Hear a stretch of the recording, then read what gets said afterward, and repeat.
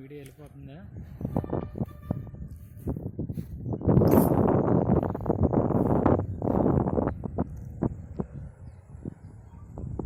గామినేని హాస్పిటల్కి దగ్గరలో ఉండేది.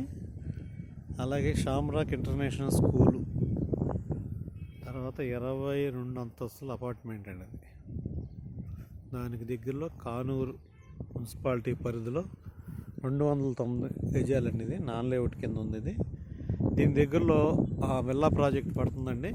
అదిగోండి దాని ప్లేస్ 4.5 ఎకరాల్లో దానికి దగ్గరలో ఉంది. చుట్టూ ఊరి మధ్యలో ఇటు చూసినా మనకి డెవలప్మెంట్ ఏరియా అనేది.